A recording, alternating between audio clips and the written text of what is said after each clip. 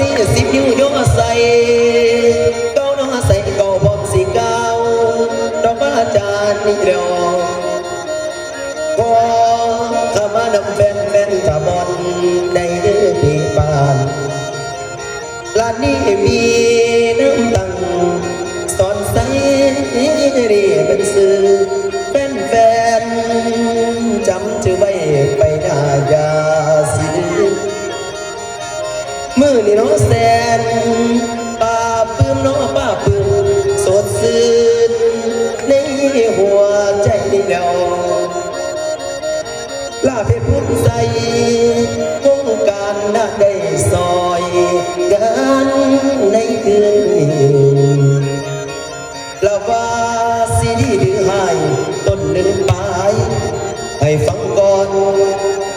อย่าเฝ้าที่เมื่อโดนสาวฟังลำอยู่หน้าหันสาตาทำกระดังกันพี่น้องเอ้ยเรื่องสิลำในมือนั้นน้องมือนั้นนิทานกันเอามาดีแล้วและเป็นคติเตือนใจให้คอยฟังเบิ่งดูป่าปีนี้ดอได้มาพอศรัทธาพอแล้วแม่พี่น้องเอ้ยอยากไล่นี้อยากเป็นลูกของพ่อขอเป็นหลานของแม่ทั้งญาติพี่น้องโอ้ยทุ่งป่ากูสุคนและเม็ดปีเดือนสิผ่านคนนอผ่านคนบ่ยอมมาวงการนี้แล้วขอฝากคุณความดีนี่ไปนำตาเจ้ากลานมาขอกินข้าวเศร้าเฮือนอยากเฝ้าไหลละผู้ฟังขอให้จำน้อชื่อไว้ในใจเจ้าผู้สู้คนไปโน่นยายไปโน่โอ้ยละนำ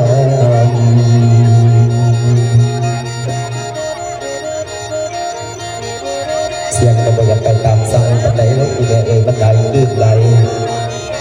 สาธุผู้ขาดลำในเรื่องก็อย่าให้มีกรรมผู้ขาดลำในทัพก็อย่าให้มีบาปผู้ฟังอีดำมาก่อนของข่าวองค์สันไซนี่เป็นซื้ออีเมใหญ่ขึ้นมาจนกระลังกว่าผู้หาแก้มสอนกระบอกมีอีเมมีคมสันก็เป็นคนถูกคนจนสิไปเบาไปลบน้ำผู้สาวกระบอกหันผู้สาวบ้านประดิ่งนี่มีอยู่บ่ผู้สิเบาน้ำนี่มีอยู่บ่ผู้สิเบาน้ำนี่อยากไล่เมียแล้วได้มีได้โอ้อีเมลมาจากตรงเซ็ตน้องเมนอเข้าใจทั้งอีเมลลาบ้านเด้อน้องมาจากบ้านตรงเซ็ตก็ได้ละน้องเจ้าระวังผัวหายเด้อ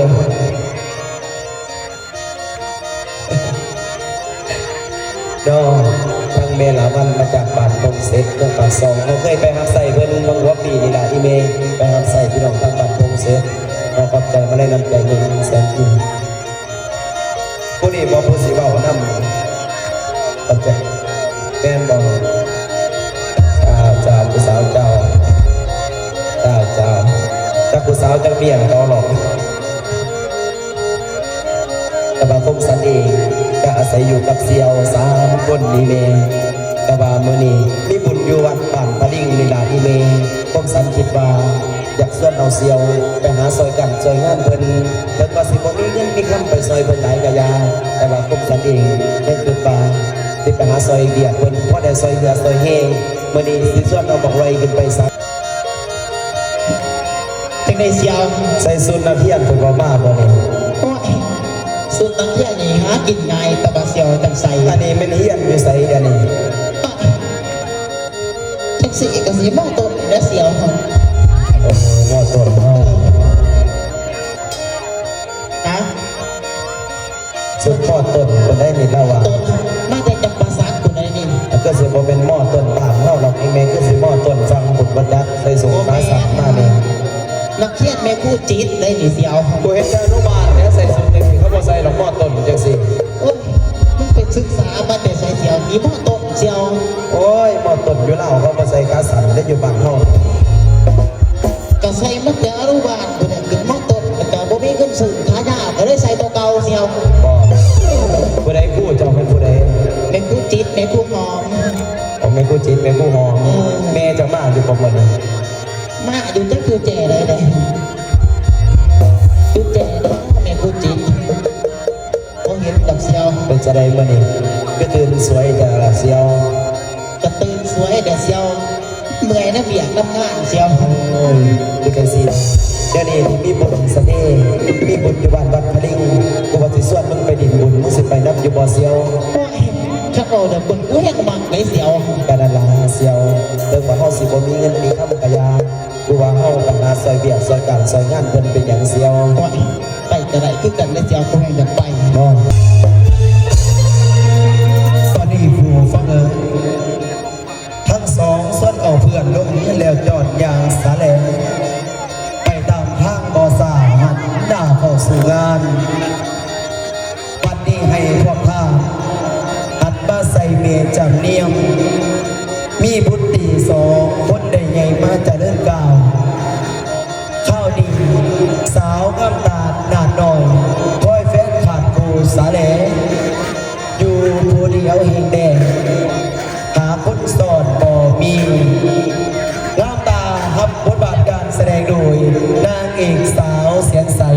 สาวเป็นสมัยเป็นผู้ใส่หมอกให้ในนิทานทองเดือดดามตาโสภีดีมะม่วนพี่น้อง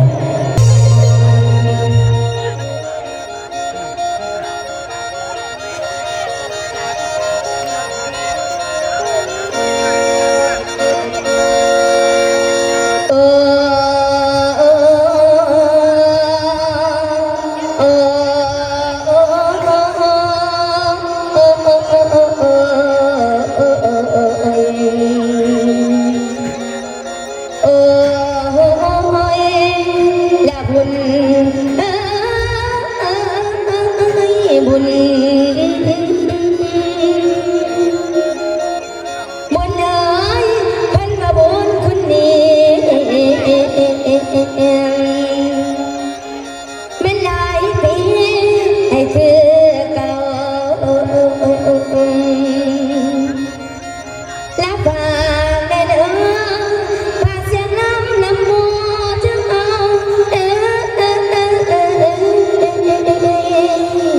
มาคอยอยู่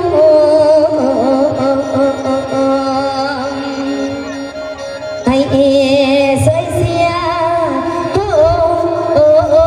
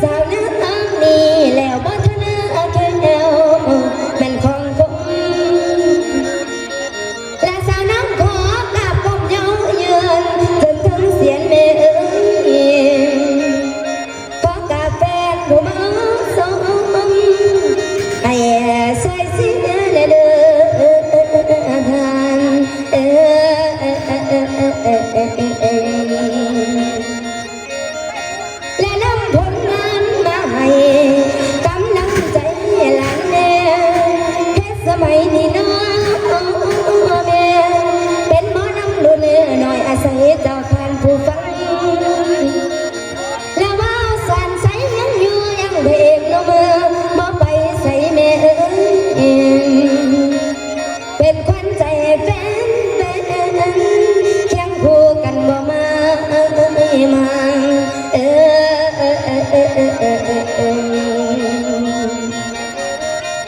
และความจิตใจ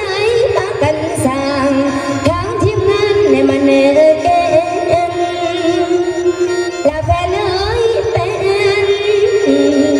และให้มาเสียน้อสวยบ่ให้ดัง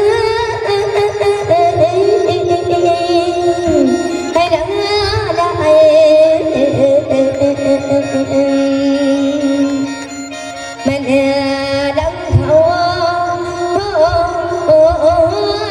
มาเสียไว้อย่าได้สั่งน้องเป็นโอ้ยน้องโอ้ยน้องละนา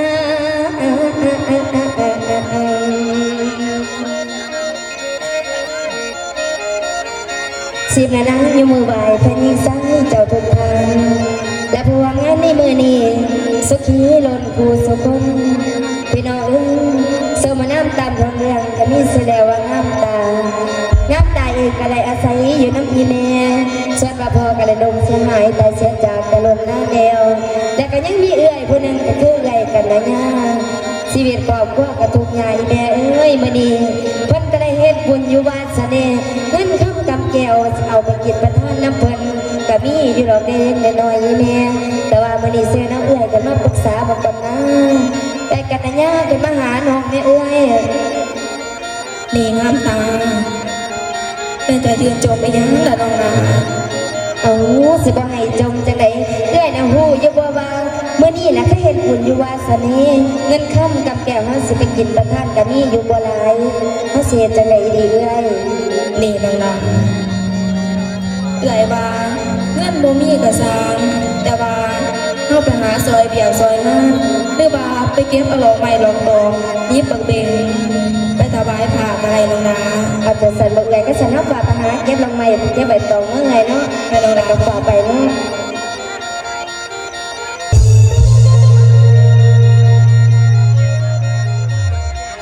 เหลืองบอดี้บอกคงสัญญาใหญ่น้อยอย่างใหญ่เดินสู้ก็ได้เงินนี่เดียวละสายตาบานก็สู้กันสะดังแนวในตอน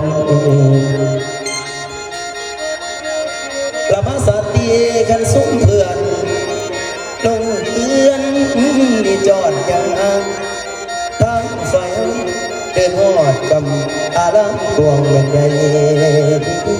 มันก็ย่างชี้ตะขาในที่เสียวสมันย่างไว้กลางบ้าน เสียวมันสิว่าทัดแล้วบุญเดียวสิที่พันยินนี่ก็ยังเอาไว้สักตัวเดียว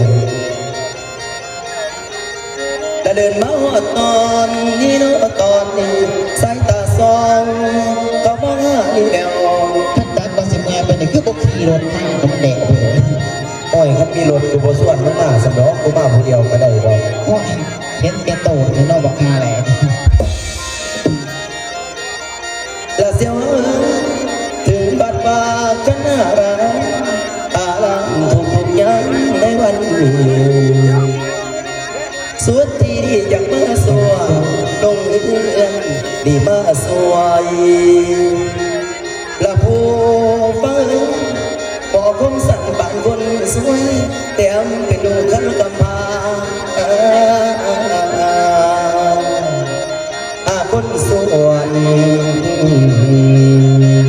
ซอยบ่มีโอ้ยโน่นใหญ่โอ้ยโน่โอ้ยละดำมีเสียงเสียงคนผู้สาวมีแต่ผู้ดุงามเบิ่งที่หลังผู้สาวบ้านตะลิ่งเบิ่งทางนี้จะมีคือกัน อันที่เสียว ถ้าเหลือวิตามินเสียวเป็นนมสาวนะ เนี่ยอยู่ดอกครับมันเป็นของเฮา ของเขาเหรออันนั้นก็เป็นเมียเขาบ่เสียว แต่เดี๋ยวจะลองดูบุกกาเห็นจังไงดีตี ผู้สาวเสียเขาเขาบอก นั่นยันเป็นเมียเขาประจางเนาะ มันกระยอมไปเรื่อยไรเสียว คนเด่นทางญี่ปุ่นก็มีมันก็เมียเขาคือกันสิเขา โอ้ยก็จะได้พิเศษรุ่นชุดมอสพ่อนี่เป็นเมียเขาอยู่บ่ใส่เสียว แต่ เสียวคุณต้องงาม ผมก็ง่ามมันเหรอถามเราที่หลัง ดูกะปันไดเสียว แต่ไปยังเสียยังก็ได้มาสุภาพบุญท่านสีน้ำเปิ้ลไปเดี๋ยวฮะเจ้าก็เตยลงไปเมืองนึงนี่แล้วหน่อยสีดำเดิมเบาเด้อเขามาเสีย ดี บ้าง สาวเสียวดีคนนี้นี่แล้วเป็นเมียเขาคนนี้กันนาตาจิบลิบ คนไทยทองเลยบ่ ลามาบัดนี้ละพ่อแม่เอ้ย ต้องจะสิมีแฟนแต่ละตัว ตอนนี้สาวนางลาเริ่มทำมาหอดงานใหญ่และในหัวใจนาหน่อยประสงค์แท้แต่เห็นบุญและผู้คนมากันในมาห่วงนอกกินทั้งแต่ไปยังไม่ได้เอ่ยเสียงแซวหวานเป็นสองกันสนั่นงานในตอนนี้แล้วคงบ่มีคือลาแสนสงกาเธอเด้ เดี๋ยว แล้วหัวใจแท้ๆอาศัยเกี่ยวหัวบ่มีไปแน่นอนไปนอนโอ้ยละละ ตัวเสียงผู้สาวได้หุ่นเสียว เหนื่อยว่าจะเบิ่งบุญบานเฮาปีเดียวจะเป็นคืนเนาะเอ่ยเนาะปากคนร้ายหลายขอบใจเด้อสำหรับวันนี้นะ ฟังแต่เสียงซื่อๆยังงานเด้อ ดูกระบาคือกันเสียวไปเบิ่งเบิร์เสียวเดี๋ยวเสียวซอยเบียดซอยงานเป็นหนึ่งเสียวไปเบิ่งไกลๆบางเสียวมันผู้สาวเป็นตำรวจ ขอบใจเด้อ ไปเอ่ย อยู่ดีไม่แห้ง กระตาหลอกไม้เอ่ยข่อยสมมติเป็นกระตาหลอกไม้กระตายังไง ผู้สาวว่าผู้ดมผู้งามแต่ ช่างเป็นยานเถอะฮะ โอ้ยสมยานของแสบถ้าไปเจอของแสบก็จะพ้นเศร้าหยานได้อีแม่ มันโตยังนี่ฮะ จะมาโตคือสัตว์สารีคนแน่นอน ต้องแต่โตบุกบาทขึ้นเมืองเขาเนี่ย โอ้ยเขาจ่าไงจังสีเนาะนี่ผู้สาว เป็น ผู้ ยั สาว ง เจ้าผู้งามมีสื่อเสียงเช่นนั่งมาจากไหนเนาะผู้สาวสมาเสียว เฮ้ยเบาอยู่มันกระไรตัวแสดงเขาไม่ให้ยังดิฮะ อ่ะว่าอยู่ดีกับว่าผู้สาว เป็นยัง ผู้สาวมาแต่บ้านได้เนาะสำหรับผู้เจ้าผู้งามแต่ที บ้านได้กระสร้างข่อยเดี๋ยวสิหูเป็นยังอ่ะ แต่ เฮ้ยเป็นตาสร้างเขาหายเนาะ อีฮาดูอ่ะนี่คือเบาบ่เขาหูแต่เนาะบัดนี้เป็นจะได้เสียวอดเด้อใจเด้อ เสียวเขามาปุ๊กอยู่บ่ มักอยู่เสียวผู้ยืนตายอยู่ซื่อเนี่ยบักกบไอ้กูบอกได้ทอน หนากับปลอเบ้าก็ยังโมมวนอยู่อีก สมัครอัดกูเขาหูเลยจังไดสิไปเป็นบัดนี้ลาผู้งามจังสี่จังไดไปขี่เสนาเบิ่งเด้ เมื่อว่าเป็นตาสร้างแต่ฮะ ขี่เสนาก็มาเป็นตาสั่งแต่ป้านี่หันหน้าบ้านนี่จะไปขี่ใส่ให้นะจะมาสั่งจะคอยพาไปจะขึ้นมาเป็นตาสั่ง ไปตอนไหนผมก็บ่จ๋าง ามๆแต่สิเป็นตามีขี่อยู่วะเนาะเนี่ย ว้ายว่าได้กับกลับไปทางงานสาคุญาติเดี๋ยวได้เนี่ย บอกอยู่นี่บ่ฟังจะดีบ่นี่ บอ โอ้ย ไม่บ่เบิ่งหนังหนาตัวเองเนาะแล้วเพื่อนมาแย่งมึงหรือบอแวนเนี่ยมาถาม เจ็บเติบเลยนี่น้ำหนาภาษาเฮ้ยก็อยากมาเห็นเจ้าพวกงามแต่สิอาอยากได้เป็นสนองมองเด้ย่ำนองนังยองยอพ่อได้แหย่ใส่หือ สร้างเราเป็นตาสร้างเดี๋ยวฮะโอ้ยหนี้ ไอ้ยอกก็ซื้อดอกลาบอกที่นี่บ่มังเป็นบ่ดี บอ บ่มังจะหนีเนาะเสียว จะได้เสียว บ่ส่งสิได้สิแตกหรอก นี่แหละกูบริใส่ลุยวิตตอง เป็นเมื่อพันพาส่งทางเดียวนะ เขาอยากเสียงตัวเสียงดอกเสียวก็ใส่ดอกบางนั้น ไปน้องรักเข้าไป เบิ้งกูนี่หาเบิ้งกูเรื่อง โอ้ยจะสีมาใจนะดอกเสียวเอามาเก็บเบิ้งก็มันมีบัญญาไปเสียวไป ผู้สาวสบายดีผู้สาว โอ้ยคนนี้คือรอแต่ว่า เฮ้ยมันต้องกูนะอีผามันต้องขอระวังเสียงหนึ่งเสียงสองในอีหาดิ ก็แต่มาตามกับคนเสียว ผู้สาว สบายดีไอ้ ผู้สาวทราบกันอะไรเนาะผู้สาว โอ้ยน้องเองมากกับน้องสาวจะดอกแต่อายได้มากกับไผด่าอาย อายเองกับมากับเดียว เมื่อกี้เสียววาย แม่นเดียวเที่ยวอาย โอ้ เอย ง สมนาบ่คือกันแต่ลงเพื่อนมาแต่กันถ้าแย่งเบิ่งอีบ่แบนหันอาย รออยู่บ้าง แบนเดียวท้องเถื่อนอะไรแบน เที่ยวอายรออยู่บ้าง โอ้ยหาบอลเบิ่งกับบ่มีอันนี้ก็ถามมาบ่ต่ออยู่ โอ๊ตเด้อ ผู้สาวผู้สาวที่สูงยิ่งขึ้นอย่าบอกผู้สาว น้องเองยังต้องมีดอกอายแต่อายได้มีดอกบ่สู่แฟนนะ อายเองกันยังบอกท่านมีคือกันยังโสดอยู่ยังหาคนแถวนี้เลย อีดีสบาย แม่เดินกันนะแม่น้องที่เสียงเรียนมาจากไหนเนี่ย น้องเองมีซื้อว่ากันได้ยาสนองอายแต่อายเด้มีซื้อเสียงมาจากไหนล่ะ อายเองที่สิว่าคำพันแต่น้องสิเป็นไสที่ถือกระตาม น้องบาสิมาเฮ็ดบุญเฮ็ดศีลอยู่บ้านนี่ได้อายก็มาเฮ็ดบุญคือกันสิบ่อาย แม่เดินกันนะอายเดินมาเห็นบุญด้วยกันอายว่าก็สั่นพากันไปเก็บดอกไม้อยู่ข้างหน้าไปนั่งโซ่กันเด่นเลย ในเรื่องนะบอเซียว แม่นะ ก็สันนับฝากไปหน่อยนะ ไปนั่งคุยกัน ดี อยู่ งา ข้าม งหน้า ตาเอ้ยว่าเราไม่นี่มันน้อยเดียวแหม่เอ้ยว่าสิพิเศ เซีย ษ ว ทางนายอีก ตายเดี๋ยวไม่ยาวฟังก็พูดหวังตัวได้ดี ให้เจ้าทาเอ้ยเด้อเด้อฝากไปฝากมาเด้อเอ้ยเอาจับมือ ถือแถวโอ้ยน้องเอาซะบ่เสร็จแล้วอีนี่เสร็จแล้ว เห็นผู้บ่าวได้ทีมน้องแต่ว่าเอ้ยตัวสิมาเป็นจังซี่ เขาคือมาจับมือกันยังไงยังไงแทนกุศลองไปจับมือยังเบิ่งเด้อเสรอ เขาได้เรื่องเลยได้เซียวเอาไปเซียวมึงมา ก็คือว่ามานํกันคือว่าบ่หนี้อยู่ จะเสียเอียดมันเซียว โอ้ยสมพ่อเรากูบ่ได้เมียแล้วเขาจะเตือนมึงเฮ็ดจังซี่นี่ได้ เอาสา สิมาเฮ็ดแบบนี้เด้อ ขอโทษเด้อผู้สาว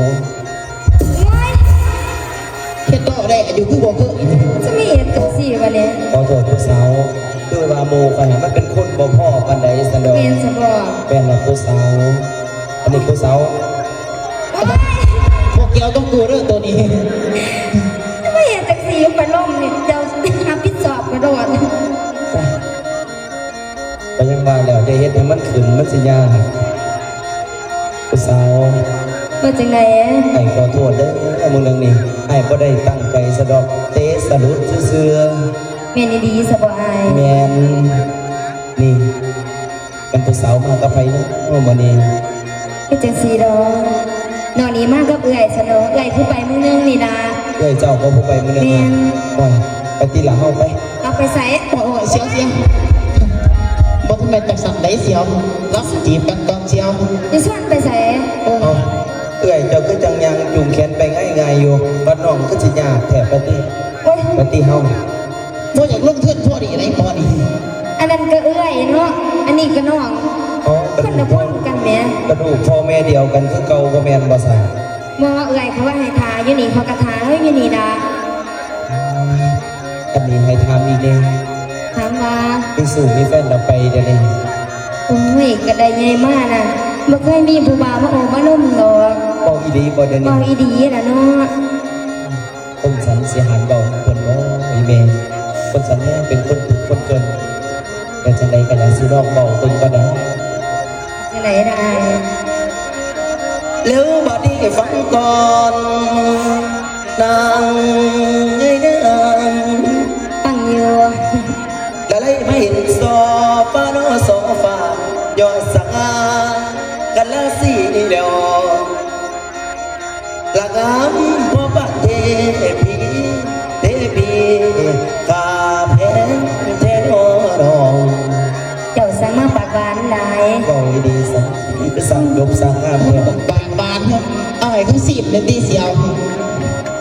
แต่เกิดได้ใหญ่มากไอ้บ่เคยยอมไปจังสิบ่เคยเห็นไปงามจังสิจะเกลือสันเด บ่เป็นคิดตัวว่าเนาะ บอกดีละมีแล้วบ่กันทนต้องอ่องหัวใจแม่ทั้งสี่แสนเต็มที่แท้ไอ้ปัดยำพอห่วงบ่เศร้า ว่าใจนี่ยังวางแค่4ห้องเลยอ้าย บางดีบ่ เอาก็ว่างอีดีแล้วเนาะ คอยบ้างก็หาห้องคน เสี่ยวเจ้านี่ก็สอดเลยเนาะ เสียวจะได้มันก็เห็นกันเอาเองแล้วเสียวเด้อ เฮ็ดอีหยังเดี๋ยวนี้ เบากันคุยกันเลยแบบกูสิยางก่อนแล้วเสียวไปหาสัตว์แบบปุ๊บบางอย่างคนดอกกูบ่อยู่เป็นก่อท่อพ่อบักดอก ข้อ กูบอกพี่เสียว อย่าไปซ่าเด้อหมู่ข่อยมันเป็นคนบ่พ่อปานใดคน60กันได้มอนี่ลาละอยากได้ดิอยากเอามือเป็นไพ่น้องเอาเป็นไปให้ทั้งเมอยู่ในเฮือนนี่แล้วละมันสะเทือนในหัวอกเมื่อได้มาขันพันพอ มา ละแฟนไพ่น้องถึงแท้ยิ่งแปลกแน่ทายลำดำ อย่างนี้เท่าไรก็แห้งยางใส่เนาะ ละคำเอ้ยคำละนางเอ้ยนางบ่มีกูคือจังไงห่างไกลแล้ว อย่าสิมาจับมือไว้ก็ปล่อยแบบนี้เด้อ โอ้ยจับแน่ก็บ่ได้สะก่อน บ่ได้ดอกเนาะ จับเล็กจับหน่อยก็บ่ได้บัตรค่าโตหั้นนะก็ขึ้นอยู่กูปี ห่วยอันนั้นมันก็เรื่องบ่เกี่ยวกันได้เด้อ และแสนเต็มที่น้องทั้งอายย้ำเห็นมันซอยซึ้งและฟื้นหัวใจขันบ่ได้ให้จ้าว่าเอาแม่นต่อสายไว้โน่นดังไว้โน่โอ้ยละทำบอกคุณนี่ประทับมีสู่มีแฟนดีๆสมองเดี๋ยวนี้ แล้วมาบัดนี้ล่ะพี่เอ้ยพี่ ท่านดีไหมก็มาเสียงหวานใช่ไหม โอ้ยว้าวซื่อๆเลยสิมาหลอกจับไปติหัวหา ก็เป็นดอกยับและตั้งใจจับเลยนะนี่ จะเบิ่งที่หลังหาแต่สวยโอกาสแต่สิมามือไว้ก็ปล่อยเฮ็ดพวกเห็นกันเดี๋ยวนี้เนี่ย ไอ้ขอโทษ บ่ได้มาคนมือไว้ได้เด้อและเสียงว่าจะแสนหวานมวนปานเสียงน้องบอกดีๆได้เดี๋ยวนี้ ก็บอกอีดีคือกันนะและถามว่าสาวนางน้องมีแฟนสอนละไป นี่เราบอลละ พี่เอ๋ยพี่นางบอกไอ้กะไดโอ้ยแฟนสอนผู้บ่มีอย่าสิยามาหลาย เพราะไอ้เป็นคนหูหนวกมันอยู่ไกลอย่างมันบ่ได้ยินมันต้องบอกไกลๆสันเด พูดหวายอีดีหัน มันหนวกเป็นบางเทือ โอ้ยหน้าตาก็ดีอยู่นี่ฉันมาบาหูหนวกสุแฟนบ่มีดอก แอนบอลนะก็จบน้ำอันนี้อย่ามีผู้เบาอยู่กูบ้านประจักษ์ บ่มีดอกและแต่ว่าทางน้องนี่เป็นคนทุกข์อนาถาพี่เอ้ย แต่จะเป็นคนถูกคนจนคือกันเอง ไอ้กระถูกคือกันสบาย แม่นน้องอัน เศร้าคำมาบ่มีไผเบี้ยวใจอะไรโอ้แม่นบอลนะ เป่าอีส่วนมาโตของอายมีน้ำใดบอกแน่พี่เอ้ยพี่ในมาแวะมือดีประสงค์อายแม่เนื้อ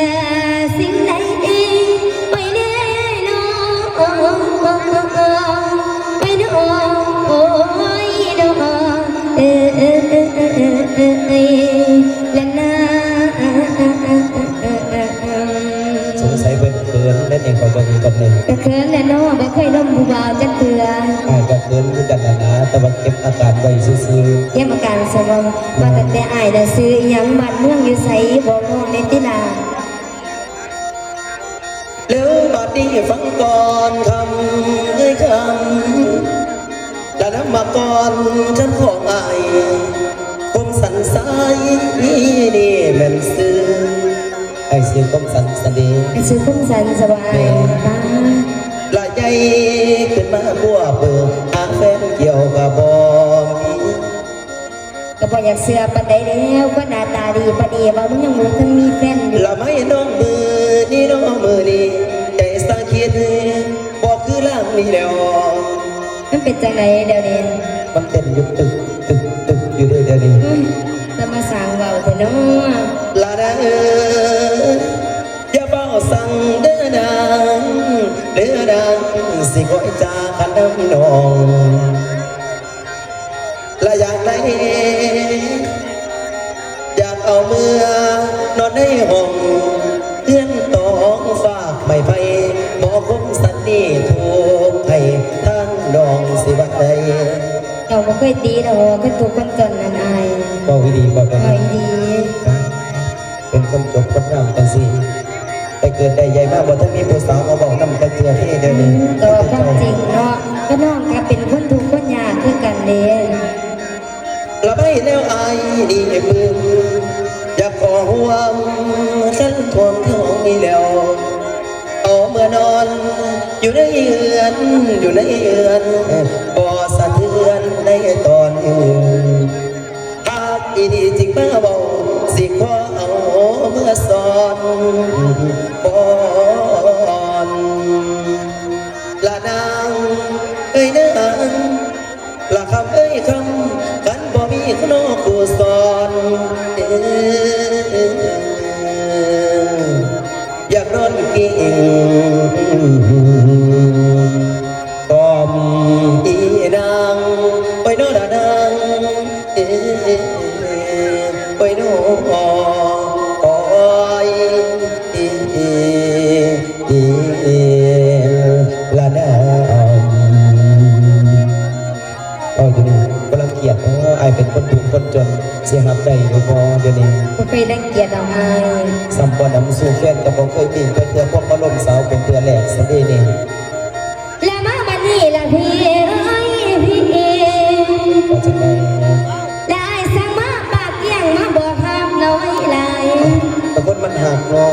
บ่อยากเสือปานใดแล้วเห็นกันมือเดียวสิมาบอกห้ามเนาะ บอกดีๆเดี๋ยวนี้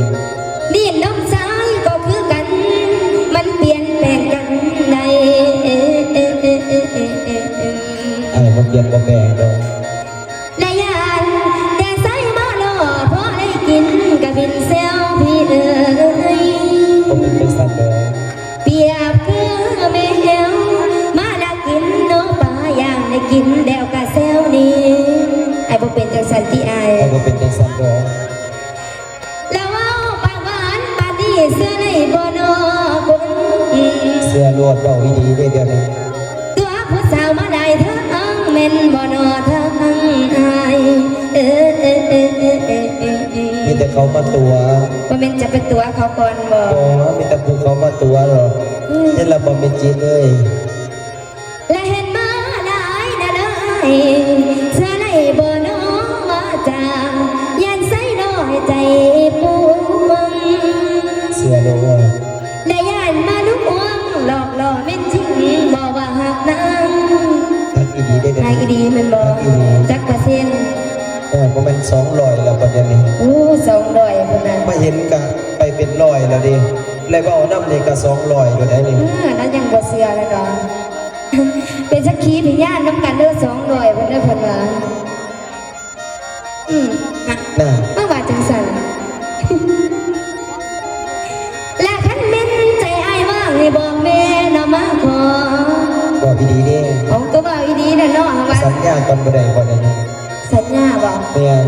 เอาสัญญาก็สัญญาติน่ะ เออ เสื้ออะไรบ่ เสื้ออะไรโดน และนางสิรอคอยสายถ้าแม่นหักก็จริงแท้ คือซอยไฟเด้อ แล้วขอแค่ใส่ใจมันบ่มีว่ามันสิทิมปอย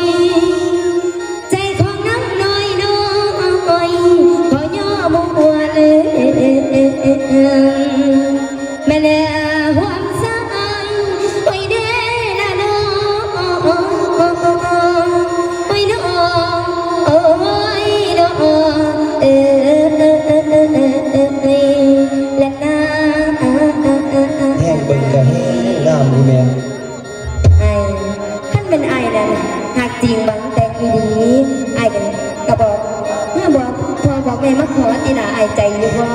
แต่มันศาสตร์คนอื่นเด่นยันแต่สิเบาเพียงเบาถือดูอีเมล มาคอยเคินเนาะบ่เคยน้องผู้บ่าวจักเถื่อ บ่แม่นมีผู้เบาอยู่คู่บ้านก่อนนี้ มีก็มีแต่ผู้บ่าวอาหารซื่อๆหรอก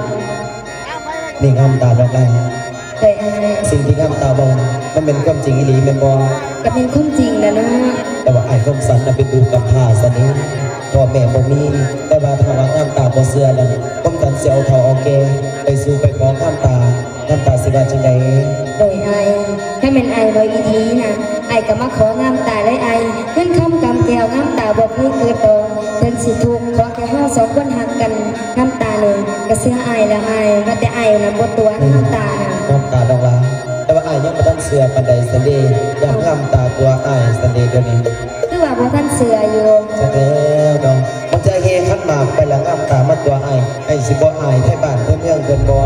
อ้าวสิให้เฮ็ดจังได๋วะเนี่ย เอาหอมมัดจำก่อนบ่ได้บ่ได้ แม่จะได้ยินแล้วว่าเลยจะให้บ่ได้คำ แล้ว มา ที่ นำ เพิ่น เรา บอกนี่ล่ะแล้วว่าหอมให้เบิ่งแน่แล้ววะ บ่ได้ดอกกัดดอง กุหลาบ สิ แดง โต ไว้หัวน้อง สิมาหอมจังได๋ เว้าอีดีเด้เดี๋ยวนี้มันสั่นข่อยบ่เชื่อได้พี่น้องก็บ่เชื่อคือกันได้นี่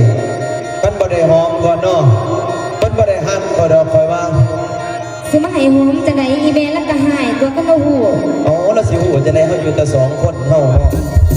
บ่ละอายผู้ละอายคนถึงสองคนจังได๋คนบักหลาย อ๋อเขาก็สมไปหมดมาอยู่ห้องสองคนทีละแต่หมูเอื่อยเจ้าก็ยังดีแล้วไม่ให้พอมัดจำก่อน ๆบ่ละอายผู้ละอายคน นี่เป้าให้ดีได้นี่ ไปหอมอยู่โรงสาเนาะ บอลุมไปเจากกระบอยหอมคือเราละลายงานเดียวหอมอยู่เทึ่งนี่โลดให้มันแล้วเจ้าตำรวจสิเตอร์ให้เด้อ จะเป็นเว้าซื่อซี่แหล้วเนาะ เขาบอกอีดีอ้าวตีกันละพน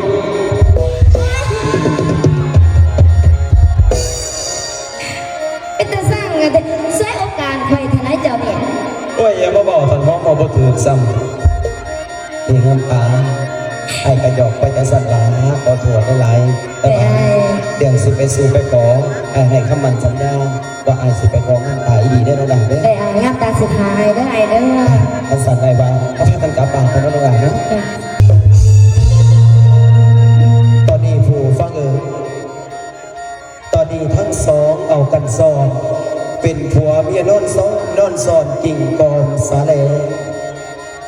จนบ่ได้ดูนอนเพียงข้างห่วงอุทธรบัดนี้ย้อนหันมาใส่ทางเมืองหลวงนี่แหละบอนพวกส้นมาหางานหลายสถานมาห้มเต่า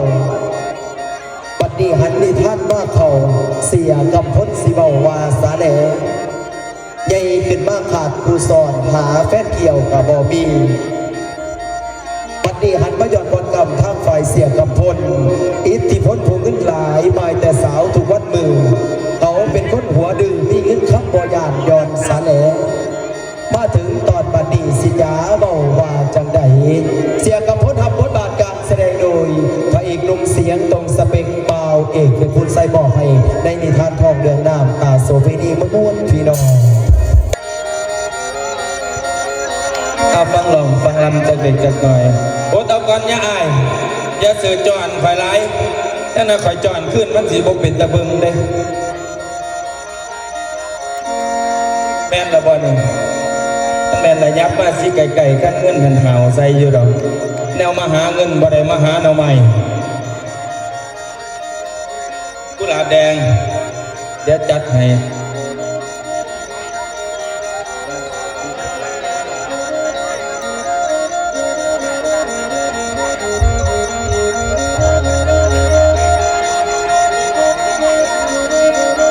จำเป็นชื่อดีท่านเอาผู้เสือแดงไง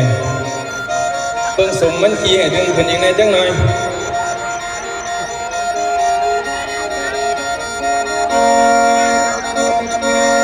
สบายดีแฟ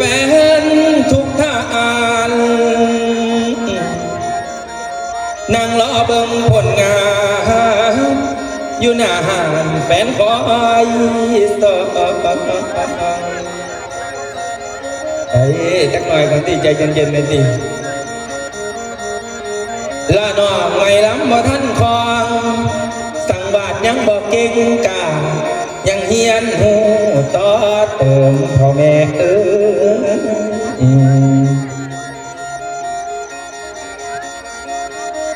ละวันใดอาจสิคอยเพิ่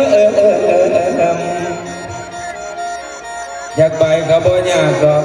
ไปอยู่เนียนไปบ่ถึงหรอกเข่งปนิดไปอยู่ทั้งหลังคน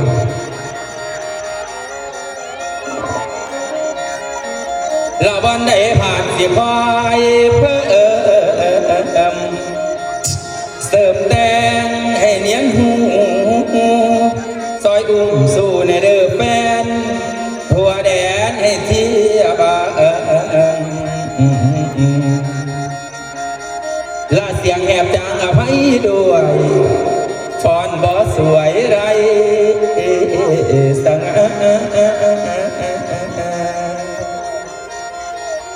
ออกสาดสินบ่เข้าทางโชลีราโยกยากบ่ทันได้ครึ่งครูละแฟนซอยติสิได้หูแก่ถึงปองมองมันเถิงแจ่มแจ่มใส่เบิ่งบ่ให้มีห้อยแปวละเมื่อนี้มาถึงแล้วแนวอันใดแฟนใดหมูวันให้มันครบทุกวันจนงานเลยจังคอยเมื่อ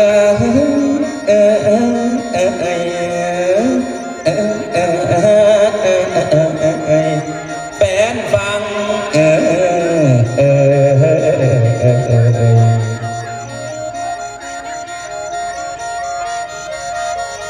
พนมมือก่อนสีเบาลำเนินเรื่องพาแสดงขอสี่แจงแถลงนามเสียผู้อิทธิพลลดเสียกำพ้นคนโกคนดังผู้ลูกหล่อเรื่องความรวยหาบ่มีไผทองคนจังเอิญอาเสียเมียเป็นลอยบ่แต่งงานพี่น้อง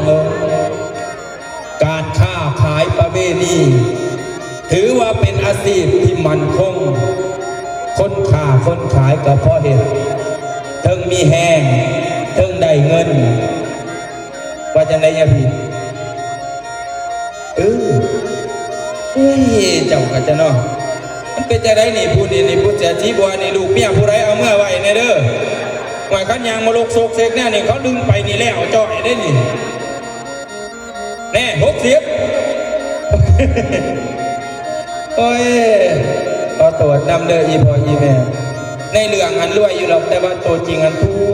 กแต่หน่อยสิว่ารวยร้ายบ่ให้ติบมันดอกประกันนี่ปัจจิบาอีกนะเบาเรื่องความหักความมีหรือว่าอำนาจใครนี่กับผู้หนึ่งอำนาจขับเมืองเขาว่าเรื่องผู้แสผู้สาวอยากได้ไผคอยซี่เอาโลดห่านกะลีแถวขันแย่งนี่คอยไปเบิดล่ะห่านได้น้อยเล็กๆนี่ไปเบื่อล่ะเจอแถวปากเซ่นี่แถวโซ่บานี่คอยแหงมาปิ้งเป็ดนั่งนานี่แหงไปอยู่บ่เศร้าพี่น้องคู่มือนี่ผู้แสบผู้สาวนี่คอยกระเบื่อล่ะเพราะว่ามันพอแต่หนาเก่าทางห้องขาซัดนี่แห้งขักว่าแต่ขี่รถกายบ่แม่นมองเสียงซี่อีแม่เหลื่อมยกยับอยู่เบิดแต่ผู้แสบผู้สาวข่อยกับคนสีคุ้งควงแน่น้อยหนึ่งเขาก็ไปหาไม่ห่างหน้าหมายผู้ใดอันไม่ห่าง37 18เนี่ยเขาบ่ได้สู้ดอกกันบ่45 46แขวที่บองจักหน่อยแล้วข่อยคนห่วงข่อยอยากได้อีหยังข่อยใส่ลูกน้องข่อยไปเอาโลดกันยังว่าเบิดตั้งแต่ไม่ห่างนั่งหมายกับแมนถือผ้ากับแม่ลูกอ่อนนะบัดนี้บางเถื่อมันก็คิดไปตัวตีบตัวแดนได้คนมันอยากร้องของสิแปลกๆเนาะขั้นบาแม่ถือผ้านี่3 เดือน 2 เดือนนี่โอ้ขอบ่ได้ใกล้เพิ่นเนาะขั้นบ่7 บ่ 8อุ้มท้องอ่องลองมานี่เจอข่อยโดนแล้วเพิ่นกล้วยย่อมละพี่ขันจอกนี่บ่มีเงินนี่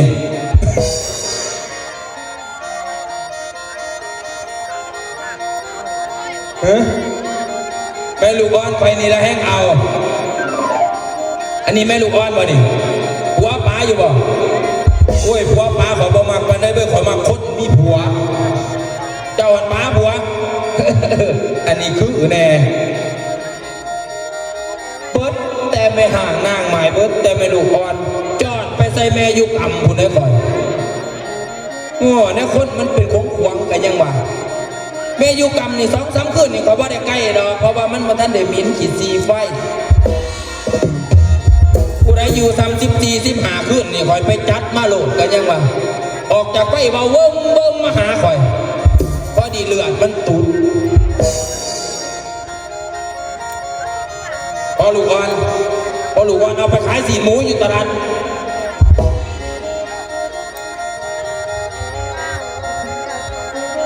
พวกหักเมียนี่เห็นบ่เฮ็ดเดียบเบิดปีนก็ขายสีหมูนี่แม่โลดนี่เสียกำพลเบาเรื่องอิทธิพลเบาเรื่องความหังความมีคอยก็ว่าคอยที่หนึ่งลูกน้องนี่แนมไปนี่ยางน้ำก้นคอยล่าอีแม่เอ้ยก็ยังมีบอกเขียวบอกจองบอกเทผู้สุดท้ายหันได้มาแต่เบียดอีแม่เอ้ยบอกจุกเพราะว่ามันมาขายถ้วยช่วงนั้นมาขายถ้วยแถวเฮือนคอยไปกะว่าสิบ่เอาดอกมันเดือดเฮ็ดรถถ้วยควงกันยังมาถ้วยแตกเบิดมันเลยมาสมัครเป็นลูกน้องคอยไปกับคนอีโตนคนก็เลยเอามันมาเห็นเบียกนำเมื่อนี่เสียกำพลคิดหน่อยคิดใหญ่คิดไปคิดมากอยากได้เด็กหน่อยใหม่ๆที่บ่เคยเห็นหน้าเห็นตาจะเกลือเอามาแต่ใส่ก็ได้สิเอามาเลี้ยงมาเกลือเอาที่แม่เอ่ยได้เด็กจะมีจักคนระวังเมียจะหายเด้อ4 คนแปลงไม้ข่อยจัก3นะเป็นหยัง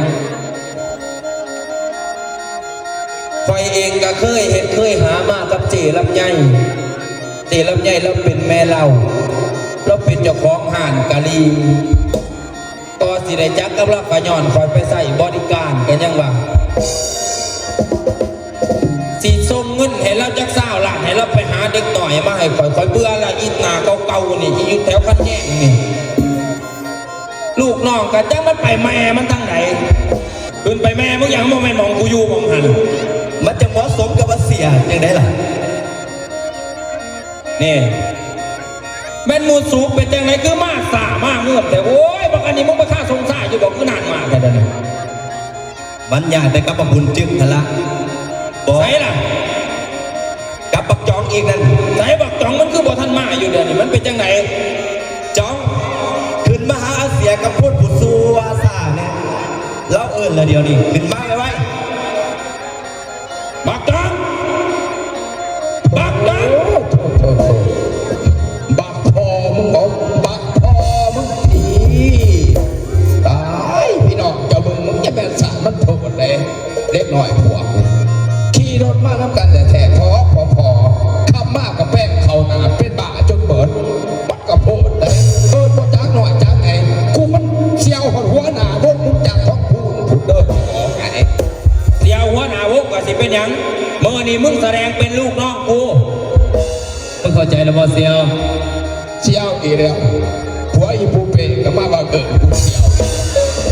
มันกระโพดกระเดือเอาจังสีซะเฮ้ยว่าจะไหนหมอกูก็ยังแต่เฮิมแล้วขั้นว่าเชียวแล้วเชียวเลยบอกฮะโอ้ห่วยมันแมนบ่ว่าคอยเบานี่วะโอ้ยอันเชียวบ่แม่นเชียวเลยเด้อเอาเสียวแต่อยู่นี่เนี่ยโลกผ่านเกิดอีพอคือเก่าเจ้านายแม่มึงอยู่บ้านได้ยินสิว่าเจ้าคุณหลวงแท้สิว่านะเศร้ากูมีเบียกมีงานที่ใส่มูสูว่ามันใส่มูสูมาโซเลยกันอยู่นี่หยุดเสียใจเย็นๆก็เสียสิใส่แต่พวกข่อยเดี๋ยวว่าบักจุกอยู่ใส่ละบักจุกเอามันบริวารน้ำมึงตีเดียวนี่บ่แล้วมันคนละทางมาโอ้ยยากแต่น้ำบักเบียดน้ำตัวเดียวนี่บักจุกได้ดีเสียวบักจุกกูสาบอกว่ามึงเป็นคนเบียดน้ำบักหามเอ้ยออกมามึงกับว่าเบียดที่มึงบอกเล่าฮัสแปลกมึงอย่างเดิน แอบเอ่ยแล้วเด็กรับได้เด็กรับโอ้มันเบาเบียร์นอกบอกอันนี้บ่แม่นคนหน้าบ่หรอกคนเบียร์ เวียดนามเต่าโอ้เลือกสั่งเต่าเลือกได้เลือกอีกเคยเสียจับรักจับแกงได้ เฮ้ยมึงจะมาเบาถือกูจักกันเราแต่ว่าจับหักจับแกนกูกัน สุดท้ายเลยเอาไปฟังส่วนคนย่างกับสีกันไปเลยเมื่อยเฮ็ดเวียงแล้วก็เมื่อยอีนี้เมื่อยสีแล้วก็เมื่อยอ่อนซ้อน ถามเว้ย มันแมนความมันเด้อละสิ เว้าเวียดมามึงยังแล้วนี่กูก็ยังเดาออกว่ามันมาจากไหน เฮ็ดว่าอะไรเงินนะมาเด้อไปสิให้เงินคอยวันนี้มันสิเอาก่อน เจ้าเบิ่งเพิ่นสิว่าสงขาดสงขาดกูคือเห็นของมาขายเครื่องมึงพวกเอามาดูตัวดีๆเนี่ยบักบอกทางเลยเพิ่นโอ้ได้เนาะ เอามันคนบาดพอดีกี่เสียว บ่ มันคนบาดพอดีกว่า แม่น เศร้า หันมาอีกแล้วเดี๋ยว มาให้กูใส่เวียกใส่งานบ่แมันว่าสิมาเว้ากันอยู่นี่บอกต้องนี่ยังกลับไปกลับมาอยู่ นี่เจ้า คันสิเอาเงินละเอาไม่มา นี่เสียพี่จิกสินของพวกก็รอดก็สิมาสาไปเก็บนี่เก็บสินไม่เสียเสน่ห์เดียวนี่ ในสิน แม่น กูพ่อแล้ว พ่อแล้ว พอต้องไปเก็บมานี่เดี๋ยวนี่กูมีเวียกที่ใส่โมโสเอาเงินไปให้เจลำไยจาก20 ล้านให้เราไปหาเด็กหน่อยมาให้กู เอาไปให้อีแล้วพ่อเสียต้องโกนกับหาล่ะ เอาไปอีกอีนั่นมันบอกถูกใจอีนี่เอาจัก16 17นี่อีนั่นเอาว่าจะได้32นุ่มย่านใส่เอียเอามาให้กูบอกก็จะให้บักจึงไปหา เมื่อนาทีโดนบ้าแถวกันแย่เห็นเป็นอย่างนั้นพากันเลยเอาไปขึ้นรถไล่เสียด้วยเสน่ห์ เฮ้ยบอกก็ไปสักแต่คนมาให้กูดีซะดอกเดี๋ยวสิเอามาเพื่อ แน่บัดลุงน้องตัวเองบ่เผื่อบ่ผู้อื่นยังเผื่ออะไร ว่าอันนั้นเสียวกูแล้วหัน บ่ ปืนเจ้าเพื่อสินหมูฟรี บ่ ไปเป้าไปเฮ็ดเบียกให้มันแล้วอย่าให้กูได้นำเรื่องเพราะนี่อย่าให้กูเฮ็ดเอง โอเคเสียมึงฟังเด้ออย่าเฮ็ดให้เสียสิ้นหวังเด็ดขาด โอเค ไปบอกเอาไปบัดดีผู้ฟังหันประโยชน์ทางกรรมจีรับได้บอลคนสาแหลเจ้าของบ่าไผกะหูบ่มีสู่เป็นผู้ซอดบัดดีหันบักจาก่าวยอดทางหน่อยอ่อนสาวกะทินสะแดวลูกสาวของลำไยบาจังใดในตอนนี้เจกะทินทำบทบาทการแสดงโดย นางเอกสาวเสียงเด่นเพชรมณีมอบให้นดีดาทองเดือนหน้าตาโสเภณีมะม่วงพี่น้องแล้วมาบัดนี้ละพ่อแม่ขอให้สุขที่มัน อย่ามีวันเจ้าของเงียงแล้วฝากเสียงลำอ่อนนอมเป็นท่อนแก้วโซปาการขอให้ทุกท่านประสมโศกมีความสุขหายจากโลกข้าทุกข์อย่าได้คุ้ม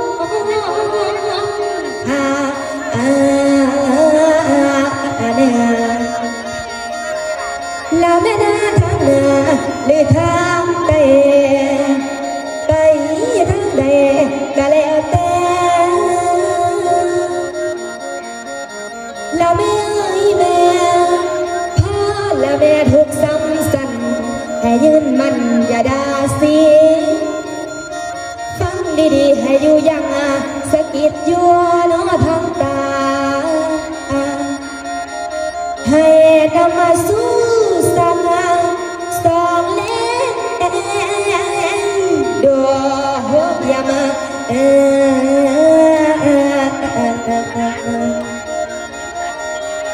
และให้เที่ยวน้อยยังผ่านอย่ามีวันจะเหินห่างแม่เอ้ยและแม่เอ้ยแม่ประกอบกายเลล่ะสบายบ้างดังปะสงโดย แล้วบาดนี้หน่วยของเข้าสู่ในทานหอพระนาได้จัดสำเนาให้ถึกใจลูกป่าและพองศรัทธาผู้นำจาเป็นรางวัลอันยืน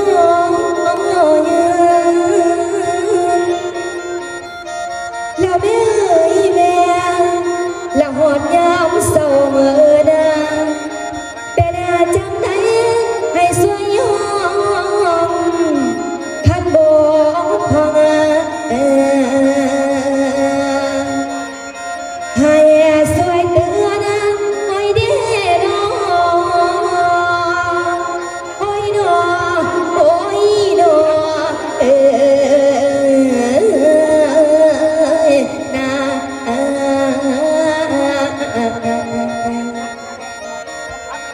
พี่น้องเอ๋ย10 นิ้วนั่งกับกรมพานุดอบนะเสียน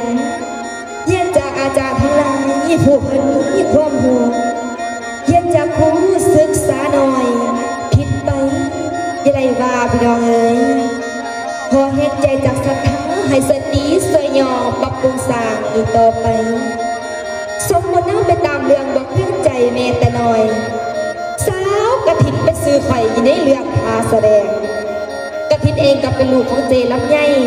อันเรื่องคนการคนงานสาวบริการทั้งหลายเขามาในห้างนี่เป็นคืนอยู่กับกระถินทั้งมือนี่อีแม่พอได้ยินว่าเสียกำพดนั่นเลยดีแม่ไปหาเล็กหน่อยอยู่บ้านนอกขอกหน้าก็เป็นสาวบริการมาให้เสียกำพดในอีแม่คนนี้เหลือมกเหลือใจอีแม่โอ้ย2-3 ทิศมาแล้วเสียกำพดมาหากระถินเลยกระถินนั่นเซ็งอีแม่บอกว่าเสียกำพดสิไปติดดีก็ดีห่านแหละบ่ไรมื้อนี้ขอสิเอาเฮียนเขามาเบิ่งก่อนนะเฮียนเจเล่มีบ่บอกว่าถ้าตื่นแต่นอนป่านนี้โอ้ยพวกนี้กันนับมือนับขาว่าอีแม่ไม่ได้สนุกโอ้ยไปใส่หลับปีโป้นะไปใส่หลับปีโป้ยังไว้เนี่ยโอ้ยเป็นยังมื้อนี้มึกคงจะขึ้นมาซาแท้เบิ่งหันสดหันแหงน้ำไหล30 องศาสำหรับผู้ชายบ่ได้เท่าไหร่โอ้ยเดี๋ยวนี้นี่กระถินได้ยินว่าอีเมนั่นให้เฮียนั่นไปหาคนการคนงานอยู่บ้านนอกขอกหน้าให้เสียกำพดสู้ว่าสิงามสำกูอยู่บ่ละสัวสู่เจกระถินบ่ได้ดอกเด็กบ้านนอกพวกนั้นน่ะก็สิบ่มักบอกมาเอาพวกมาให้แน่น่ะโอ้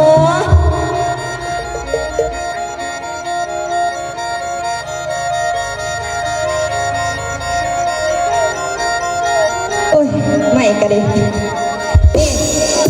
มือนี่กระถินอารมณ์เสียจะได้กระตามสร้างกระถิน15 มูลจาก2 คนน่ะไปหาอีแม่ลำไยไปกระสุนห้ามกระเป๋าไปแซงว่าเสียกับเพื่อนมาหากระถินนี่ บัดนี้ผู้ฟังตัดประโยชน์บทกรรมทางฝ่ายเจลำไยสะแลเล่าสิมีแนวไขกล่าวจ่าให้พ่อหูเจลำไยหับบทบาทการแสดงโดย สาวแต่งคำเป็นคนใส่บอกภายในนิทานทองเดือนดำตาโซฟีดีมะม่วงพี่ดอง